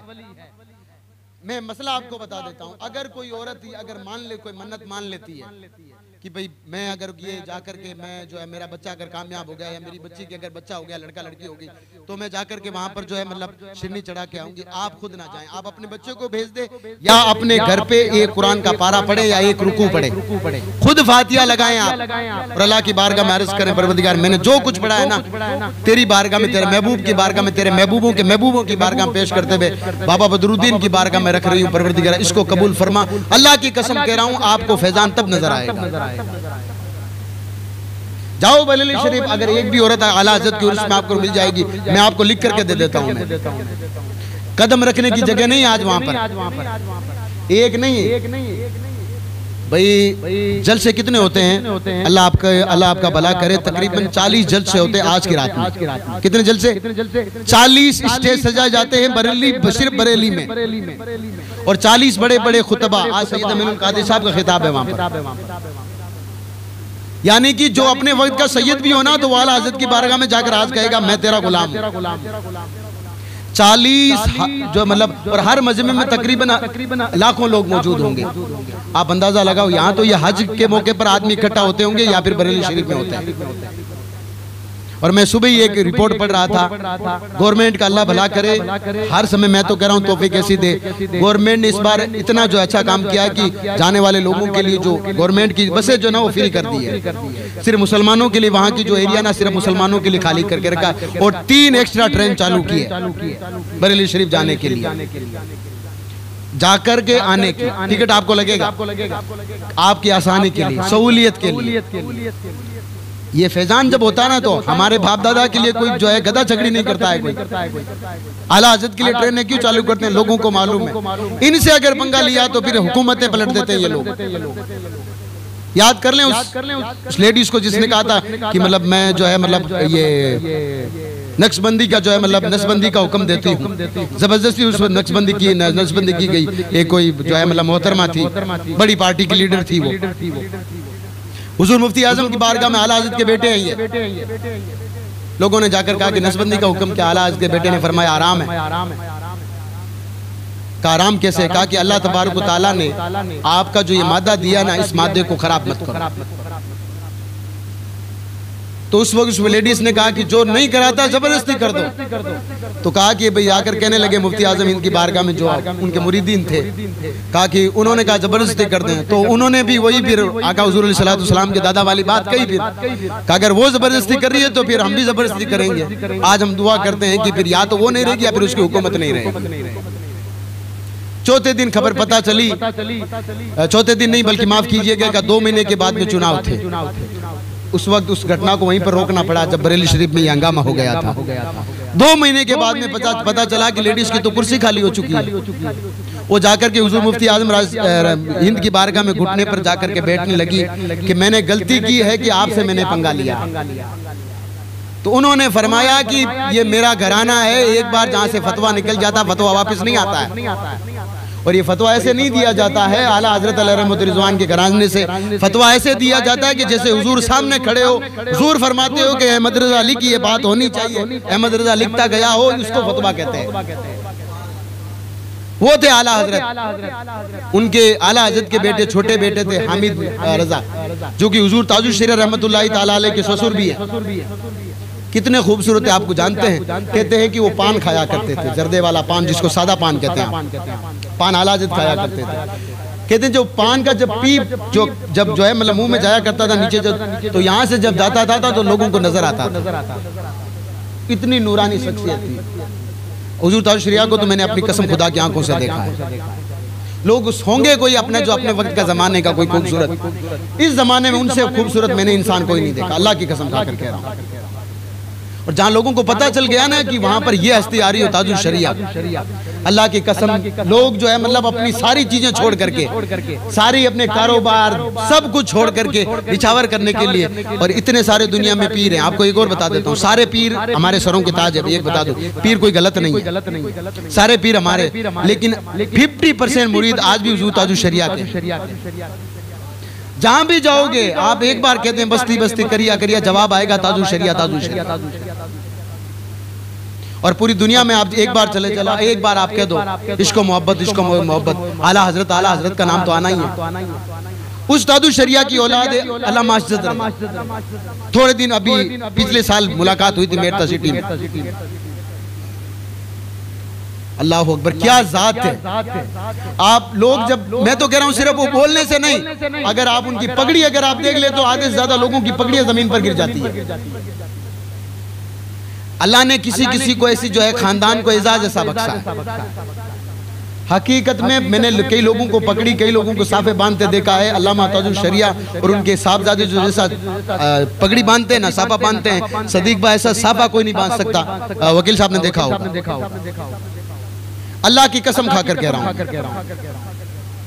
और एक मैंने एक किताब में एक जगह पढ़ा था कि एक जगह हुजूर ताजुल शरीया रहमतुल्लाहि तआला के तशरीफ ले जा रहे थे, तो गांव में गाड़ी जो है का टायर पंचर हो गया और जो स्टेपनी नहीं थी।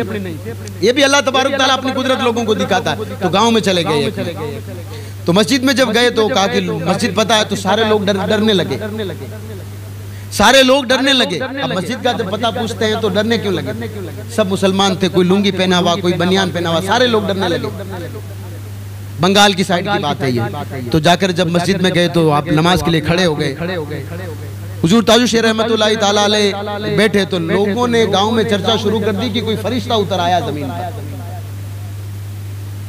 जमीन पर आज कोई, हमारी जमीन पर कोई फरिश्ता उतर आया, इतना खूबसूरत शख्सियत। हम तो अल्लाह तबारक तआला का शुक्र अदा करते हैं, हमने तो भले उनको एक खेतवा से दूर से देखा है उनको। 2009 में उनसे बैत की थी मैंने, फिर 2012 में हजरत से मुलाकात हुई थी। मुलाकात तो नहीं हुई है, ये नहीं कह सकता कभी भी मैं। मेरे जैसे हजारों लोग उनके जो है मतलब गुलामों के गुलाम उनके जो है बारगाह में बैठे रहते थे, लेकिन बहुत दूर से भी देखा ना तो फिर अल्लाह की कसम खाकर कह रहा हूँ कि ऐसा हसीन शख्स मैंने नहीं देखा अपने जमाने में। और मेरे हिसाब से जिन आंखों ने ताजुल शरीया को देखा है, बाद में नहीं कह सकता था कि कोई एक्टर अपने जमाने से किसी जाकर के मेकअप से खूबसूरत होता होगा। हुजूर ताजुल शरीया रहमतुल्लाहि तआला अलैह, अल्लाह ने वो नूर दिया था उनकी जात को कि लोग जो भी देखते थे ये कहते थे कि कोई जमीन कोई फरिश्ता उतर आया। आला हज़रत की औलाद में से थे, तो आला हज़रत कितने खूबसूरत थे। आखिरी बात, हम लोग क्योंकि हमारी जो रिवायत और हमारी खानदानी, आप दुरूद शरीफ पढ़ लें, हमारी जो खानदानी किताब है जिसको बई बोलते हैं, बई के हिसाब से हम सैयद हैं। अब ये तो क़यामत के दिन फैसला होगा कि हम सैयद हैं कि नहीं, लेकिन फिर भी अगर हमारे बाप दादाओं ने अगर हमें सैयद अगर करार दिया है, तो इस बात को याद रखें कि जब हमें सैयद, जब हमारे आगे या हमारे पीछे जब सैयद लिखा जाता है ना, तो फिर इसका अदब बड़ा जरूरी है। सैयदना फारूक आजम के आगे लगा, ये बात आपको बता दूं। सैयदना इमाम हुसैन के आगे लगा।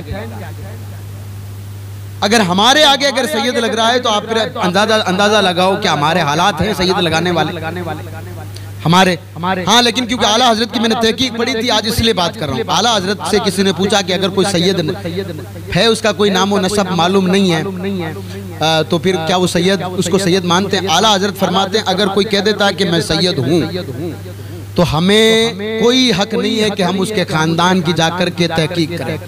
कह देता सैयद है तो उसकी इज्जत हम पर लाजिम है। इसे हमें पता क्या चलता है कि अल्लाह ने हमें भी एक खानदान तो दिया है ना। अल्लाह ने हमें जमीनें दी है, माल दिया है, दौलत दिया है, इसके साथ साथ अल्लाह ने हमें इज्जत भी दी है जो हमें रास नहीं आई। सबसे बड़ी बात यह है, और ये हर किसी को रास नहीं आती है। और दूसरी बात है कि हमारे पास इल्म बहुत मुश्किल से पहुंचा भी तो आधे से ज्यादा लोगों ने मना इनकार कर दिया। आप तो कल परसों से हमारा जो है हमारी नाक कट जाएगी, हम लोग अगर ये काम नहीं करेंगे तो लोग हमें बुरा कहेंगे, भला कहेंगे।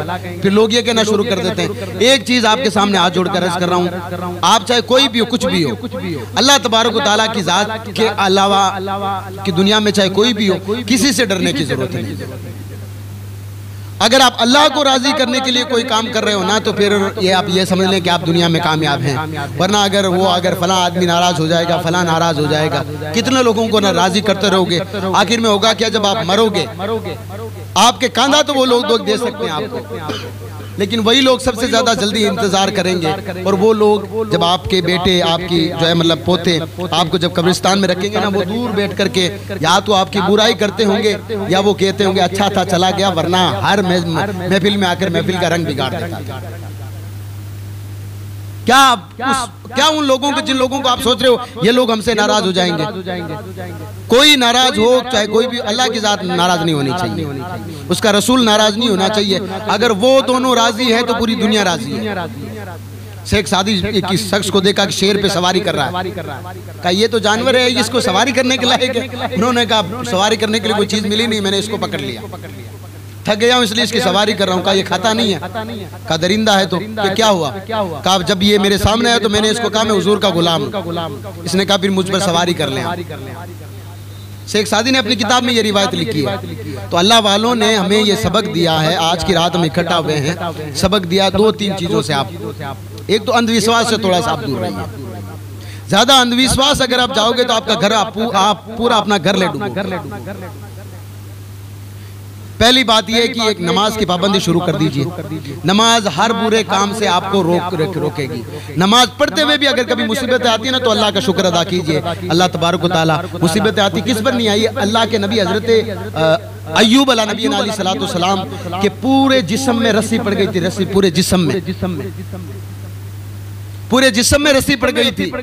यहाँ तक कि गांव वालों ने गांव से निकाल दिया। आपकी एहलिया से रबिया, आपकी बीवी आपके साथ रही। जब गांव वालों ने निकाल दिया ना, तब अल्लाह ने उनको शिफा दी वापस। नमाज आप पढ़ रहे हैं, आप रोजा रखिए। हो सके तो आप अपना जो है ना ये जिस्म जो आप रोजाना जो करते रहते हैं, आपको कभी लगे कि आज मैं बच गया, कभी कहते हैं ना यार मैं बाल बच गया, उस हिसाब से अगर आपके जेब में एक भी रुपया है ना, ला करके मस्जिद में या किसी मदरसे के बच्चे को अपनी जान का सदका दे दिया। 1 रुपया, मैं ये नहीं कह रहा हूं कि आप 1000 रुपए, लाख रुपए दें।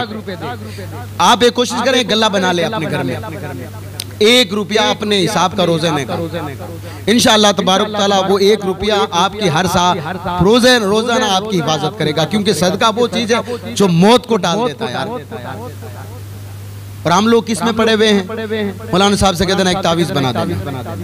देखिए तावीज बनाना बरहक है, लेकिन तावीज वहां काम आता जहां पर रूहानी बीमारी हो। अब बीमारी तो मेडिकली है किसी को, और वो जाकर के ना तो उसकी जो कोई जांच करा रहा है, और जाकर के जो है मतलब कभी उस बाबा के पास, कभी उस बाबा के पास, फिर वो बाबे हमें कहां से कहां ले जाते, क्योंकि हम लोग पढ़े लिखे हैं नहीं। मैं आपको कसम खुदा कि आपके फायदे के लिए बता रहा हूँ। अगर क्योंकि मेरा इसमें कोई फायदा होता तो कल तक अगर मैं ज़कात की बात करता या अगर मैं कहता कि सदका मुझे दो, तो आप सब कहते मौलाना साहब का इसमें फायदा है। मुझ पर मैं तो सदका नहीं ले सकता, सदका गरीब ले सकता है ना भाई। मैं तो कह रहा हूँ मैं ला करके मस्जिद में किया, दारुल में बच्चे को दे आइए जाकर के। क्योंकि अगर आप जाओगे ना ऐसे मामले में, या फिर कभी भी कोई भी कहे कि फलां पर हाजिरी आती है यहाँ पर वहां पर, ये काम अल्लाह के वली के दरबार में जाना फर्ज वाजिब नहीं है साहब। अगर गए हैं तो हाजिरी दे लें। और हाजिरी अगर आपको लगे कि यहाँ पर जो है मतलब इतने सारे लोग हैं, अगर आपकी जबान में कुछ है, अगर दम है, यानी हदीस आप सुना सकते हैं, कुरान सुना सकते हैं, लोगों को रोक सकते तो रोको उनको। जैसे कोई अगर तवाफ कर रहा है, चारों तरफ घूम रहा है, तवाफ सिर्फ खाना काबा का साहब, इसके अलावा किसी का तवाफ नहीं। किसी अल्लाह के वली के मजार की तरफ अगर कोई चक्कर काट रहा है और कोई कटवा रहा है लोबान लेकर के, तो आप जो जाकर के उसके सामने हाथ जोड़ कर कहते हैं ये साहब दीन का तो काम नहीं है साहब, हमारा तो काम नहीं है, ये काम किसी औरों का था, हमने ले लिया है।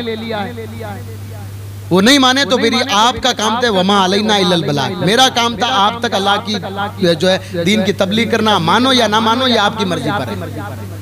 नंबर 2 नमाज आपको कभी नहीं छोड़नी है। नंबर 2 जितनी भी खवातीन जो मतलब औरतें हैं, वो अपने कपड़े, अपने बाल और अपने नाखून, इन तीनों चीजों की हिफाजत जरूर करें।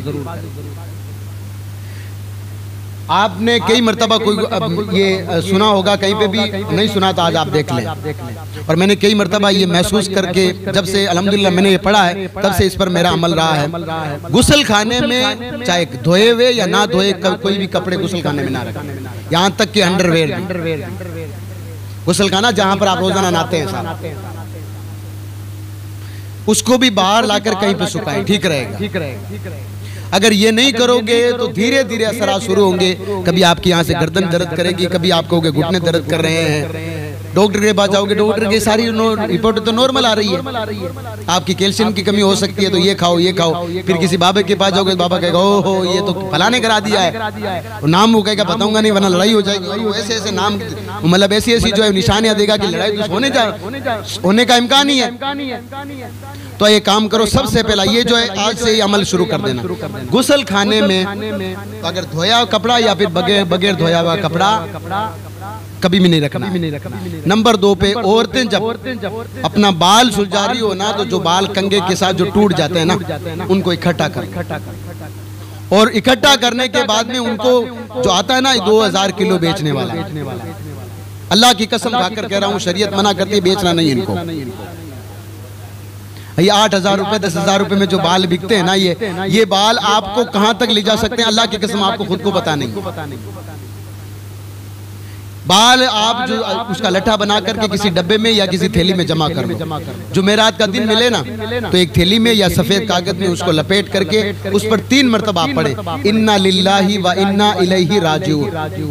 ये वही आयत है जब आप किसी की मौत की खबर सुनते हैं, इन्ना लिल्लाहि व इन्ना इलैहि राजिऊन। आप नाखून काटते हैं, नाखून काटने का सबसे अच्छा दिन जुम्मा है, फजर की नमाज के बाद काटे। नाखून को काट करके इकट्ठा करें और एक सफेद, चाहे कॉपी का जैसा पेज है ना, यही ले लें, इसमें डाल लें, चॉकलेट की तरह बनाकर उस पर 3 मरतबा पढ़ लें इन्ना लिल्लाहि व इन्ना इलैहि राजिऊन, इन्ना लिल्लाहि व इन्ना इलैहि राजिऊन, इन्ना लिल्लाहि व इन्ना इलैहि राजिऊन। 3 मरतबा पढ़ करके जमीन के कहीं पे भी आप उसको गाड़ दें। इंशाअल्लाह तबारक व तआला आप जो है हर तरह की जो है जो रूहानी जो बीमारी होती है, अल्लाह तबारक व तआला आपको महफूज रखेगा। बाल अगर जो ये खासकर औरतों की बात कर रहा हूँ, जो हम इसके बदले में कब ले लेते हैं, आपको शायद खुद को मालूम नहीं है कि आगे जाकर आपके लिए नुकसान कितना बड़ा होता है। ये आला हजरत ने कसम खुदा की डिटेल के साथ हमें बताया। तो आला हजरत की तालीम तो ये है, आला हजरत फरमाते हैं कि अगर किसी मजार पे जाओ, देखो कि मजार पर काबर जो चादर है ना एकदम सलामत है, चादर को छड़ो मत, छूने की जरूरत नहीं है हमें। 4 कदम दूर रहकर अलहम्दुलिल्लाह शरीफ पढ़े, कुल वल्लाह पढ़े, दुआ करें, निकल के आए, बस ये है फातिहा। हाँ, अगर चादर कहीं से फट रही हो तो एक चादर खरीद करके उस पर चादर दूसरी रख दो, या कभी कभार जैसे हम ईद मिलादुन नबी पे करते हैं। इसके अलावा मैं कभी कहीं पे, मैं इतनी जगह गया हूँ, आप मुझे देखते भी होंगे, मैं कभी चादर लेके नहीं जाता। कभी कभार आप जो है मतलब सब मिल ले, इकट्ठा हो ले, तो एक चादर किसी अल्लाह वाले के मजार पर रखें। वरना अगर आप कहीं पे जा रहे हैं, अजमेर शरीफ जा रहे हैं या फिर दिल्ली में निजामुद्दीन औलिया रहमतुल्लाह ताला अलैह की बारगाह में जा रहे हैं, कहीं भी जा रहे हैं, वहाँ कर अगर आपको गरीब कोई औरत, पर्दादार औरत खातून नजर आ रही है, आप 200 रुपए जो चादर चढ़ा वहाँ चढ़ा रहे हो ना, उन फरोडों को दे रहे हो, इससे अच्छा ये है कि उस खातून को दे दे। शायद हो सकता है आपकी वजह से उसके घर में एक वक्त का खाना बनता। और यही आला हजरत ने हमें बताया। तो आला हजरत की ज़ात, आला हजरत का बहुत बड़ा एहसान है। आला हजरत ने कोई नमाज नहीं छोड़ी है, तो हमें भी आला हजरत वो हजरत थे, तो हमें तो कुछ तो सीखना चाहिए ना यार। आज लोग कहते हैं कि तुम्हारे बरेलवी बरेलवी बरेलवी, अल्लाह की कसम कह रहा हूँ, तुम बरेलवी को एक बार आला हजरत की किताबों को पढ़ लो, ये सारे जितने भी लोग हैं ना तुम्हारे खिलाफ जो प्रोपेगेंडा कर रहे हैं, एक भी तुम्हारे खिलाफ कोई नहीं आ पाएगा। लेकिन क्यों हमने पढ़ा नहीं है कुछ, हमें जो भी आकर सुनाता हम सुन लेते हैं। हम सिर्फ आला हजरत को कब याद करते हैं जब हमारी फातिहा होती है। आला हजरत ने लिखा है फातिहा कर सकते हैं। हम आला हजरत को कब याद करते हैं जब उर्स करना होता है। उर्स का मतलब क्या होता है भाई, कोई अल्लाह वाले का दिन आए, आज आप बैठकर उर्स मना रहे हैं, इसको उर्स कहते हैं। अल्लाह की कसम कह रहा हूँ, ये आप उर्स मना रहे हैं बैठ करके, मेले ठेले लगा करके, ये उर्स नहीं है। आप यहाँ पर बैठ करके ये मना रहे हैं, ये उर्स है। बताओ अब उर्स के नाम पर हमने क्या क्या कौन कौन से का इजाद कर दी। अब वहां जाकर कहो तो किसी को समझाओ तो ये आला हजरत के खिलाफ जा रहा है, पक्का देवबंदी हो गया। हमारा किसी से कोई इख्तिलाफ नहीं है। अगर कोई फातिहा नहीं लगा रहा, नुकसान उसका है। इख्तिलाफ किस बात पर है? अगर कोई हुजूर को गाली दे, इख्तिलाफ उस बात पर है। अगर कोई हुजूर के बारे में लिखे कि ये हुजूर को इल्म गैब नहीं, हमारा इख्तिलाफ उससे है। अगर कोई फातिहा नहीं लगा रहा है तो हमें उसका कोई इख्तिलाफ नहीं है। उसका जो है मतलब कोई परिवार का गया इसाले सवाब उसका नहीं हो रहा, तो हमें कोई यहाँ नमाज अगर हाथ पर रख करके नमाज पढ़ रहा है, पढ़ने दें उसको, नमाज उसकी है, नुकसान उसको हो रहा है। हमारा इख्तिलाफ ना किसी के हाथ पैर रखने से, किसी से नहीं है। हमें तरीका जो बताया गया है, नाक के नीचे हाथ रख करके बिस्मिल्लाहिर्रहमानिर्रहीम, ये सुब्हानकल्लाहुम्मा औज़ु बिल्लाहि मिनश शैतानिर रजीम, सूरह फातिहा एक सूरत मिलाओ, रुकू करो 3 मरतबा सुब्हान रब्बिल अज़ीम बोलो, रुकू से उठो समी अल्लाहु लिमन हमीदा, 2 सजदे करो। ये हमारी नमाज का तरीका। हम अपने तरीके पर चलें, अगला कोई अपने तरीके पर चल रहा है, तो घर जाकर किसी से लड़ाई करने की जरूरत क्या है? तरीका यह है कि हमने नमाज तो पढ़ी नहीं है, बहस करने में सबसे आगे रहते हैं। तो आला हजरत अलैहि रहमत रिजवान की ज़ात, हुजूर अलैहिस्सलातु वस्सलाम के पक्के आशिक थे। वो सैयदों की बड़ी इज्जत किया करते थे। तो जब वो फरमाते हैं कि जब सैयद कोई होता तो तहकीक करने की जरूरत नहीं होती है। अब अगर हम हैं तो हैं भाई, इसमें क्या है? तो अल्लाह तबारक व तआला ने अगर हमें दिया है तो नमाज से कम थोड़ा सा है ना मतलब लगाव कीजिए। जिस तरह से आज की इस महफिल में आला हजरत के लिए तुम आ सकते हो, तो अल्लाह के लिए क्यों नहीं आ सकते? नमाज के लिए भाई हैं? आप आला हजरत के लिए आए हो ना, आप कल आप मस्जिद में मत आना, घर पे अल्लाह के लिए मस्जिद जो है अपनी एलिया को बोलना, अगर आपके एलिया नमाज नहीं पढ़ रही है तो आप उसको बोलना अल्लाह के लिए, मैं भी अल्लाह के लिए आ रहा हूँ। आप देखें आपके घर के हालात बदल जाएंगे इंशाअल्लाह तबारक व तआला। बरकत नहीं हो रही है। मैं आपको वजीफा बताता हूँ, आप सुबह फजर की नमाज के बाद में कुरान का एक रुकू पढ़ लीजिए और अल्लाह की बारगाह में दुआ कीजिए, अल्लाह ये जो पूरा दिन है ना, ये तूने मेरे रोजी के लिए बनाया है, मैं रोजी के लिए निकल रहा हूँ, जिम्मेदारी तेरी है। अल्लाह तबारक व तआला रोजी के लिए आपके ऐसे दरवाजे खोलेगा जैसे पानी अपना दरवाजा बना लेता है। लेकिन हम कुछ करना ही नहीं चाहते। हम सोच रहे हैं कि एक तावीज़ से हमारे घर में बरकत हो जाए। बरकत वाला भी तावीज़ होता है, लेकिन कब? जब आपका सारा कारोबार चले। भाई किसी की गाड़ी है, किराए जा रही है, लेकिन फिर भी बरकत नहीं हो रही है, वो अलग चीज है। लेकिन एक तो बंदा घर पे बैठ के सोच रहा है कि तावीज़ लटका दूंगा सब कुछ हो जाएगा, ये बात फिर आपको खुद को सोचनी चाहिए। भाई किसी ने एक मिसाल दी थी कि हुजूर ने फरमाया शहद में क्या है? शिफा है शहद की। अब अगर बंदा के शहद में शिफा है, बंदा शहद पिएगा शिफा होगी, या शहद की बोतल गले में लटकाएगा तब शिफा होगी? पिएगा तभी ना होगी ना। तो कुछ चीजें इंसान को अल्लाह ने अकल दी, वो भी सोचने की जरूरत है। तो हम लोग आला हजरत को मानने वाले अल्हम्दुलिल्लाह टनाटन सुन्नी है। आला हजरत फरमाते हैं, और आगे ईद मिलाद नबी का महीना आएगा इंशाअल्लाह तबारक ताला। आला हजरत फरमाते हैं ऐसे हशर तक डालेंगे हम पैदाइश मौला की धूल, दम में जब तक दम है जिक्र उनका सुनाते जाएंगे, यानी रसूलुल्लाह सल्लल्लाहु अलैहि वसल्लम का। तो इंशाअल्लाह आगे ईद मिलाद नबी आएगी, आप सब लोग आए हैं, अल्लाह आप सबका यहाँ पर इकट्ठा होना आप अपनी बारगाह में कबूल फरमाए। आखिर यही नसीहत है इस मजलिस की सारी निचोड़ आज की रात का, कि आला हजरत ने अल्लाह के लिए नमाज नहीं छोड़ी। आला हजरत ने जो काम किया अल्लाह को राजी करने के लिए, हम भी वो काम करें जो अल्लाह उसके रसूल को राजी हो, अल्लाह उसका रसूल राजी हो। अल्लाह तबारक व तआला आपकी इस मजलिस को अपनी बारगाह में कबूल फरमाए। जो आज आपने वक्त निकाला है, अल्लाह तबारक व तआला आप इस वक्त को अपनी बारगाह में कबूल फरमाए, और इसी वक्त का सारा सवाब आज अपनी इस महफिल का सवाब हम हुजूर सैयदी सरकार आला हजरत अलैहि रहमत रिजवान की बारगाह में पेश करते हुए, यहाँ पर जितने भी लोग यहाँ बैठे हैं, आपके घर में जितने लोगों का इंतकाल हुआ है, मेरे खानदान में, आपके खानदान में जितने लोगों का इंतकाल हुआ है, इस मजलिस के सारी मजलिस का सवाब हम उन तमाम वडेरों की रूह को सवाब अता करते हैं। और दुआ करते हैं कि अल्लाह तबारक व तआला उन तमाम को जन्नतुल फिरदौस में आला सल मकाम अता फरमाए। अल्लाह तबारक व तआला हमें इसी तरीके से हुजूर अलैहिस्सलातु वस्सलाम, उनके दीवाने और अल्लाह तबारक व तआला के नेक बंदों का जिक्र करने की तौफीक और रफ़ीक अता फरमाए।